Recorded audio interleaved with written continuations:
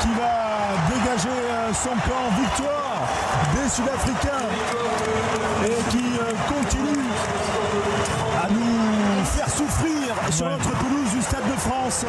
La victoire est méritée, il n'y a rien à dire, 32-17.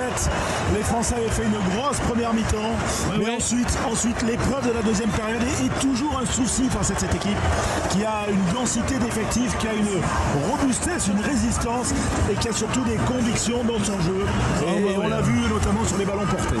François, c'est absolument ça. Pour ce qui me concerne, je rejoins cette analyse, à savoir une première mi-temps française quand même intéressante, un peu dominante, et les Français avec beaucoup d'appétit, beaucoup de générosité commencent ce match avec de la volonté de construire à gauche et à droite. Mais déjà au milieu de la première mi-temps, on sent que ça baisse. Les Français ont marqué 2 essais magnifiques dans le premier quart d'heure. Ça nous donne de la joie, ça nous donne de l'espérance, mais on sent quand même que lentement, à partir du milieu de la première mi-temps, la pression, la compression, l'oppression, le monter dessus de cette équipe sud-africaine s'exerce dans tous les secteurs du jeu. Un peu sur le jeu debout, un peu sur le molle, un peu sur la pression de Chandelle, où il y en aura énormément, un peu quasiment dans toutes les pressions, même sur la défense individuelle. Et cette pression fait qu'à la mi-temps, ils sont pas largués, les Français ne sont pas devant, et que quasiment toute la seconde mi-temps, les Sud-Africaines, ils en font un peu plus, ils maintiennent la pression, ils nous étouffent de fait, ils nous mettent dans des conditions de construction assez basses. Les Français se sauvent quand même sur 2 ou 3 petits trucs en seconde mi-temps, mais peu. On voit quasiment jamais la ligne en seconde mi-temps, la ligne adverse, je parle. On n'a pas de situation marquante de part de construction. On l'a dit maintes fois, on sort peu de ballons rapides, on n'a pas de perforant dans cette défense sud-africaine, on n'a pas de situation où il y a des breaks. Tu vois, c'est-à-dire que tu casses la défense, où tu avances de quelques mètres, tu libères vite. Et même à 15 contre 14. Et même à 15 contre 14. Mais bien sûr, les gars. Et je peux vous donner quelques petites statistiques. Oui, pardon, Daniel. Non, juste pour le dernier truc. Et malgré tout, derrière l'allure générale de la pression qui fait qu'on dit ils n'ont pas volé, c'est mérité. Et ils vont conclure 2 ou 3 fois par des exploits, par des libertés de jeu, par des fautes françaises un peu grossières, ce qui fait quand même qu'ils sont incontestablement supérieurs. La pression amène de l'aisance, la pression et la compression amènent de la qualité de la construction maîtrisée et elle amène leur niveau en seconde mi-temps est assez nettement au-dessus de nous. Vas-y. Alors on est rentré 9 fois dans les 22 mètres des Sud-Africains pour 1,5 points marqués par entrée. Ils sont rentrés 5 fois dans nos 22 mètres pour 5 points marqués. C'est-à-dire que littéralement à chaque fois qu'ils sont rentrés ils ont marqué un essai. Ça a été immédiat à chaque fois. On a terminé avec... Oui, vas-y Daniel. Vas-y Alexandre. Sur les 20 dernières minutes, 90% de possession pour l'Afrique du Sud. Voilà, les 20 dernières minutes, c'est considérable quand même. François, tu l'as dit souvent, dans leurs statistiques, on sait qu'en seconde mi-temps, ils sont difficiles à bouger. Dans leurs statistiques, on sait que dans le dernier quart d'heure, jamais personne ne leur remonte des points. Et là, on a vu ce qui est à la fois très spectaculaire, mais qui atteste une force collective, c'est la pugnacité et la régularité de l'effort. Tu vois, jusqu'au bout, ils ont été en place. Le rouleau compresseur. Ouais, voilà, c'est la bonne image. Le rouleau compresseur. Ils ont marqué 2 essais sur molle. Ils en ont manqué 1 ou 2 qui auraient pu y arriver derrière. Ils ont après des molles dominants, ils ont réussi des contournements de qualité. Là, tu vois, et cette allure générale qui atteste une confiance en son projet de jeu, qui atteste une compréhension collective féroce, minutieuse, appliquée jusqu'au bout. Ils sont tous dans cette... Et ça nous donne la sensation, on n'est pas certain qu'il y a 2 ou 3 mecs qui sont ressortis. Mais alors tous ensemble, ils ont quand même fait un gros match à Sud-Afrique. Et les Français de la seconde mi-temps, on n'a pas le drapeau blanc de l'abandon, tu vois, mais on a quand même la souffrance constante. On rejoint tout de suite nos auditeurs. François et Daniel, parce que ça appelle, il y a beaucoup de réactions au 0826 300 300. On vous encourage d'ailleurs à venir nous contacter. On est là jusqu'à 23h30 pour réagir avec nous. Je rappelle quand même les marqueurs d'essai pour qu'on attaque ce débrief dans la meilleure des manières, avec 2 essais côté bleu, 2 par Penaud, à la 3e et à la la 26e. Et puis 4 essais côté sud-africain pour Cobus Reinhardt, Esther Hussein, Grant Williams et Sacha Feinberg-Gomezulu pour les Sud-Africains. 4 essais à 2 donc dans cette rencontre avec donc cette équipe de France qui commence ces tests de novembre par une défaite à domicile au Stade de France. On va tout de suite au 0826 300 300 avec une première réaction. Quentin Cabanis. C'est Pierre qui est avec nous, Alexandre. On est avec Pierre. Bonsoir Pierre. Bonsoir messieurs, bonsoir. Bonsoir Pierre. Alors comment tu te sens Pierre? Qu'est-ce que tu as noté de ce match? Écoutez, un peu déçu, on attendait un peu de penser un peu la plaie qui reste ouverte depuis la Coupe du Monde 2023 et on fait un bon match quand même pendant 60 minutes et puis à la fin on craque un petit peu. C'est une très très grosse équipe d'Afrique du Sud. Donc, je trouve qu'on craque beaucoup. Oui, on craque beaucoup, mais après c'est vrai qu'ils sont durs. Nous les remplaçants n'ont pas forcément réussi à assumer le combat qu'ils nous ont imposé quand ils sont rentrés et on craque à la fin un peu comme il y a 2 ans. Donc voilà, une nouvelle déception et ça fait beaucoup maintenant contre les Sud-Africains quoi. Est-ce que c'est vraiment comparable à il y a 2 ans, François, Daniel? Moi je suis pas certain de la comparaison. Je trouve qu'il y avait la réalité du score, je la trouve plutôt fidèle moi. Oui, alors, je suis assez de cet avis. Le score final, qui a quand même paraît assez lourd, mais si on analyse objectivement, point par point, l'ensemble des indicateurs de ce match, c'est pas volé, quoi. À la sortie, et ils marquent 4 essais, on n'en marque que 2. À la sortie, ils occupent plus de terrain. À la sortie, ils font tous un peu mieux que nous. À part nos 20 premières minutes, où nous avons été vraiment des rivaux de qualité, quoi. Mais ensuite, nous avons pris la pression d'ensemble. La seconde mi-temps atteste leur domination jusqu'au bout. Le dernier quart d'heure, il atteste aussi notre effondrement, je dirais. Quasiment, tu vois, la décadence entamée par la souffrance des 20 premières minutes de la seconde mi-temps, ça se prolonge et ça va vers la glissade de cette fin de match où là, il nous domine de la tête et des épaules. Non, c'est pas comparable parce que le quart de finale, sur le déroulement du match, nous avions la sensation que les deux équipes étaient extrêmement proches et que donc une ou deux petites tergiversations d'arbitre, un ou deux petits trucs délicats sur le plan technique faisait la différence et faisait même l'aigreur ou la réussite. Quoi. Là, ils sont aujourd'hui, ils ont présenté une belle équipe, les Sud-Africains. Les Français ont présenté une équipe motivée, vaillante, imprécise quand même un peu sur son contenu. Tu vois, les Français, on sentait que devant, on ne pouvait pas prendre l'ascendant et par la qualité de notre jeu derrière, on n'était quand même pas encore de ce bon niveau-là. On a bien vu deux ou trois choses intéressantes. C'est vrai que ce début de match français, ce premier quart d'heure, ces 2 essais magnifiques, tu vois, signature France, culturelle et historique, et en même temps très bien construit, ces 2 essais, ils nous mettent de l'espoir. Mais François, je reprends ton image, le rouleau compresseur, lentement mais sûrement en marche, à la fin, il broie. Le dernier quart d'heure, tu veux que je te dise, on est broyé. Mais on va dire que pour la comparaison, Alex, entre le quart d'il y a 2 ans et ce soir, on va dire que sur le scénario c'est différent, mais sur les conclusions il y a beaucoup de similitudes parce qu'on a un problème quand même, c'est l'impact du banc. Voilà, ça c'est vrai, je suis d'accord. Ça c'est juste. Et malgré tout, ça fait mal à la tête. Parce que je pense que le staff, ils ont hyper bien préparé. Il y avait cette entrée des 5 avant, il y avait un banc à 6-2. Il y avait beaucoup d'atouts, même si il y avait quand même l'absence de certains joueurs clés. Dupont, Antonio, Tatafou, des joueurs de gros tonnage. Dupont, Antonio surtout. Bien sûr, mais Tatafou en potentiel. Tu vois, sur ce qu'on avait vu l'an dernier face au oui, capable de faire des brèches. Le mec qui rentre dans la défense et qui te met la flamèche en route. Voilà. Mais là, sur ça, on a quand même le même symptôme, la densité d'effectifs, la profondeur de banc. Et on n'a pas trouvé la solution là ce soir. Et ça se construit comment ça alors juste, ça se construit, je me dirais, sur le temps et la distance. on s'interrogeait sur une sensation que nous avions. Est-ce que le 15 de France, qui a changé du monde pour des raisons sur lesquelles on ne reviendra pas, est-ce qu'il est quand même dans une évolution du jeu? Est-ce qu'il est dans un moment de son développement où tu vois arriver des améliorations? Non et non et non. Bon, et les Sud-Africains, est-ce qu'ils sont dans un processus de... Oui, ils sont sur la route de la confiance, la route de la gaillardise, la route des choses en place, la route des choses maîtrisées, tu vois, qui donne comme ça un statut qui ne souffre pas des variations de l'adversaire. Ils se sont imposés. Aujourd'hui, ils nous ont présenté une belle équipe, l'Afrique du Sud. Une belle équipe et même un bon rugby. Honnêtement, un rugby assez volumineux, il a du déchet, bien sûr. Et nous avons présenté une équipe vaillante, une équipe appliquée, appliquée, c'est pas radicalement le mot. Vaillante, motivée, enthousiaste, même généreuse. Mais à la sortie, dans la construction, et alors, on ne reviendra pas sur la puissance et la maîtrise. Ah, tu vois, qui va donner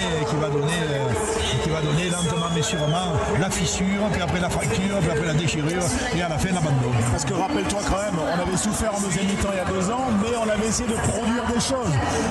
Dernière action, il y avait une attaque de partie des 22, Damien Penaud qui débordait. Là, il n'y a pas eu cette flamme du dernier quart d'heure. Alors, il y a eu le carton jaune qui a fait mal. Oui. C'est le scénario qui est différent, mais quand même, le constat est le même, voire un peu plus inquiétant. Oui, voilà. à la limite même, on n'a jamais senti l'équipe sud-africaine qui a quand même joué une trentaine de minutes à 14, on n'a jamais senti en faiblesse numérique, quoi, tu vois. Non, on l'a pas senti. Non, mais même on les a sentis, notamment dans le dernier quart d'heure, mais presque sur toute la seconde mi-temps, les mains en haut du guidon, de la certitude et de la sérénité, quoi, tu vois. Bon, merci François, merci Daniel. Allez, merci beaucoup. On se retrouve samedi prochain, préparez-vous bien. Avec grand plaisir Daniel. Et François, on te retrouve demain. Bien sûr qu'on est déçus. Ouais, on est déçus, Pierre. La déception est là, forcément. Je l'ai ressenti tout à l'heure sur ta prise de parole, Pierre. Cette déception qui est quand même assez palpable. Tiens, reste avec nous, Pierre. On invite sur Sud Radio Jérémy qui nous appelle aussi. Salut Jérémy. Salut Alex, salut l'équipe. Déception aussi. C'est une défaite ou c'est une défaite qui veut dire plus que ça, selon toi? Ouais, bah là, en plus, je crois qu'on oublie un peu dans le débrief qu'on a joué à 1 de plus pendant une bonne partie du match. À 40 minutes. Et au final, t'as l'impression que c'est nous qui sommes en infériorité numérique, quoi. On se fait broyer dans tous les sens. En mêlée, c'est la faillite totale, alors que c'était quand même un secteur où d'habitude on était plutôt bon, et là passé en 2 ans dans cet affrontement face aux Sud-Africains, parce qu'on était très proche à la Coupe du Monde. Évidemment, la donnée est différente, ce n'est pas un match de phase finale, ce n'est pas un match de quart de finale de Coupe du Monde à domicile, et voilà, les données sont différentes. Mais est-ce que l'équipe de France a autant progressé que l'équipe sud-africaine? Moi j'ai cette sensation que presque même un écart de profondeur d'effectif s'est creusé. Ah ben clairement, et puis bon là t'es obligé de rappeler des gars qui avaient fait une croix sur les Bleus après le quart de finale, hein. Je te rappelle que Taoufi Fenoy, il avait pris sa retraite, il a arrêté sa carrière, hein. Et là tu les retrouves, bon ben je sais pas, c'est qu'il doit manquer quelque chose, parce que je comprends pas la stratégie de Fabien Galtier sur C'était quoi le plan de jeu là, Pierre, Jérémy, c'était quoi le plan de jeu? Est-ce que vous avez une idée, Pierre? Moi j'ai trouvé malgré tout ce qu'on dit, j'ai trouvé quand même que jusqu'à la 60e, le rapport de force, il avait été assumé. Ils ont essayé de... Oui, mais c'était quoi le fil conducteur du plan de jeu concocté par le staff de Fabien Galtier? C'est difficile, je pense que c'était surtout essayer de contrer le jeu des Sud-Africains. Ils se sont beaucoup concentrés pour essayer de courir sur tous les rideaux pour pas subir le jeu au pied. Et bon, c'était quand même pas la panacée, mais c'était quand même un peu mieux qu'en quart de finale il y a 2 ans. Moi, j'ai trouvé qu'en défense, pendant une partie du match, on a assumé aussi. Mais c'est vrai qu'en attaque, ils sont tellement durs en défense. En fait, ils sont très durs à déborder. Et les seuls moments où on a réussi à passer un peu sur l'extérieur, c'est quand on était un peu plus. Et malgré ça, on n'a pas réussi à marquer. On a marqué 3 points, je crois, en supériorité. Enfin, à partir du moment où ils prennent le carton jaune, on marque les 3 points. On a mis 3 points en seconde période, c'est tout. C'est très compliqué. Il y avait 14-13, hein, c'est ça. On termine sur c'est donc un 17-3. Ouais, non, mais c'est surtout un 10. Je pense qu'ils nous mettent 17-0 quasiment en 20 minutes, quoi. À la fin, ils nous. Oui, parce qu'il y a 17-13, ouais. Il y a 17-13 à un moment, effectivement. Et sur ce que vous disiez sur la profondeur d'effectif, autant à la Coupe du Monde, on arrive avec une équipe avec des certitudes une équipe qui avait beaucoup joué ensemble. Il y avait des certitudes dans toutes les lignes. Là, on commence avec 2 piliers qui font leur première sélection contre la meilleure équipe du monde, contre la plus grosse mêlée du monde. Bah, on s'est fait enfoncer. Ça, c'est une erreur ou pas? Enfin, a posteriori, je me dis, mais qu'est-ce qui s'est passé? Enfin, oui, pourquoi? mais après, peut-être qu'il n'y a pas non plus des piliers droits sélectionnables. Non, mais d'accord, mais à gauche, Jean-Baptiste Gros. Aldeguerri, quand il rentre, il se fait marcher dessus. Hein. Ouais. Mais à gauche, il y avait effectivement d'autres possibilités. Ouais. Mais voilà, c'est vrai que tactiquement, moi, on n'a pas su proposer grand-chose parce qu'on a été dominé tout simplement. Et je pense que à mon avis, on montrera un autre visage la semaine prochaine contre l'Australie parce que ça va être beaucoup moins dur. Non, c'est les Fidji la semaine prochaine. Donc, effectivement, j'ai l'impression, j'espère qu'on va montrer notre visage. Jérémy, là, t'as une feuille de papier. Je t'invite à prendre un stylo. Vas-y, écris-moi le plan de jeu de Fabien Galtier. Je sais pas, mais bon, en première mi-temps, en tout cas, on a réussi à s'adapter un peu à leur montée défensive très agressive, là, notamment on marque sur les 2 essais d'ailleurs qu'on met. C'est des bonnes lectures sur les montées des Sudaf, mais après, je sais pas, justement, ils ont arrêté de faire ces montées agressives, et nous, on s'est entêté à taper devant. Je comprends pas. Et bon, après, quand tu fais rejouer Ficou, et qui est bientôt à la retraite, là, c'est sûr que qu'est-ce que tu veux qu'il fasse? Il va pas déployer du jeu, il en a jamais fait.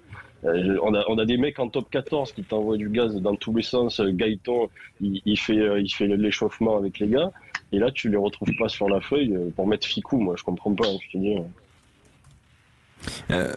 Petite question innocente vraiment, hein, mais ce genre de match marque quelle étape de l'équipe de France? Parce qu'à l'instant, Thomas Ramos sur TF1 qui dit on est en reconstruction, mais on a fait le match pour les battre à la 60e, on doit le plier. Moi,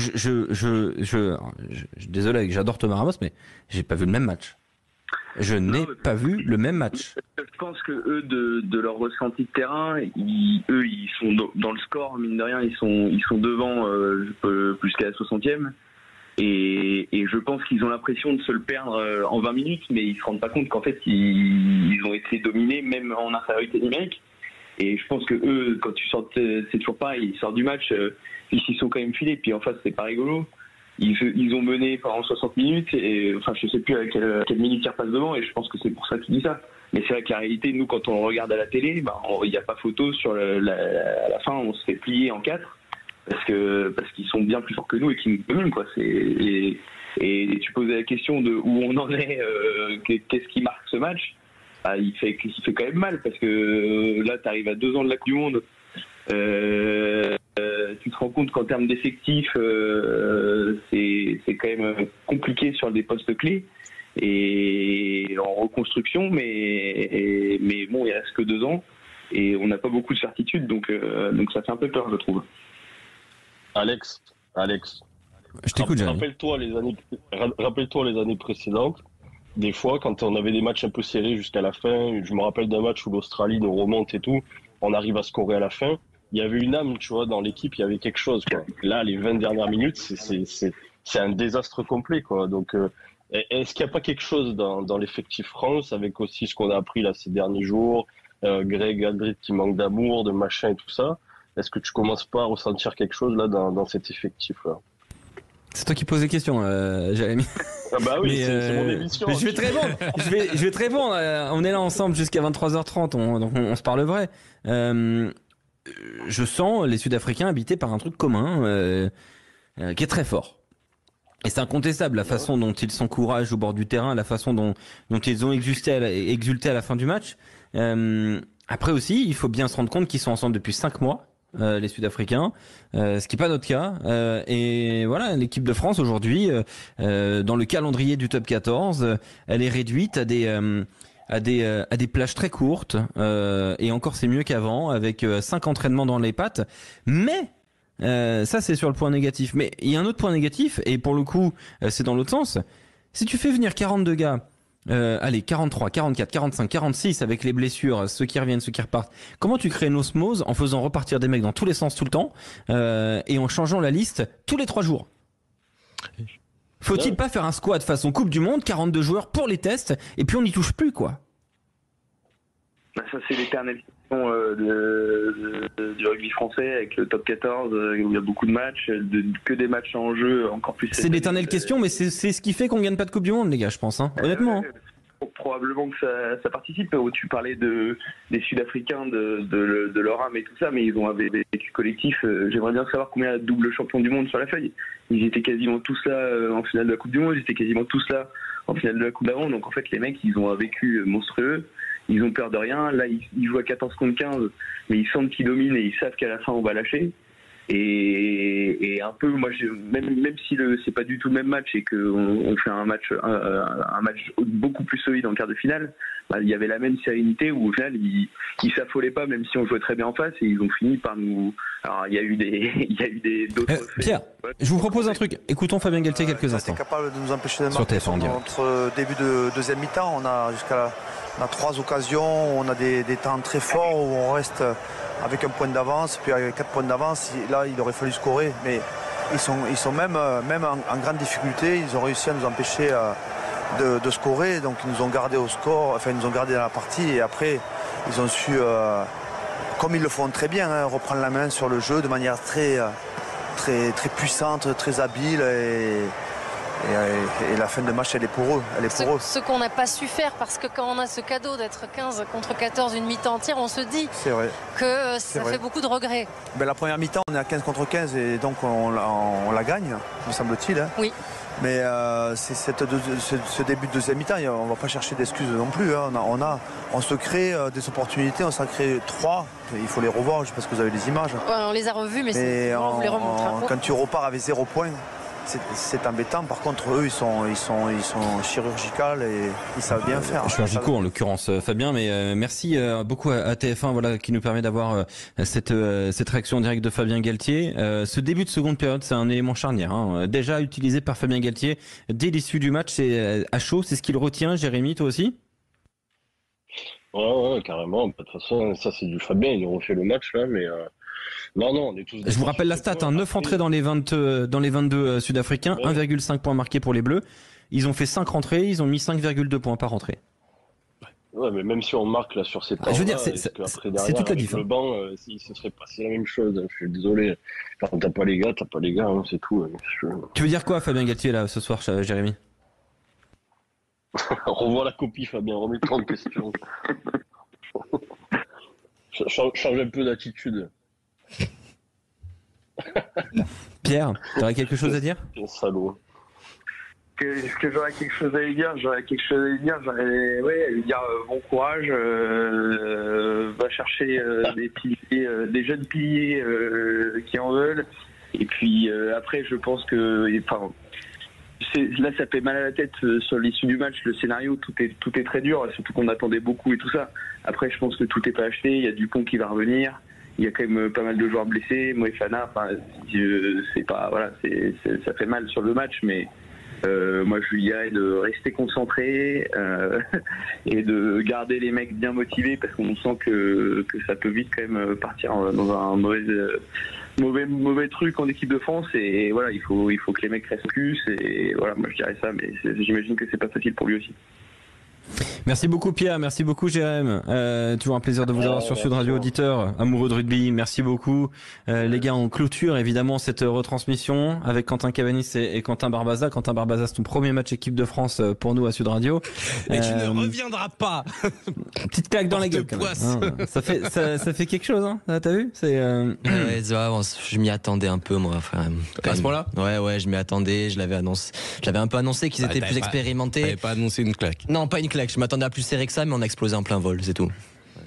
Le banc, l'impact physique, ça nous a coûté très cher, et puis on n'a pas su faire la différence quand on était à 15 contre 14, et voilà, on le paye à la fin.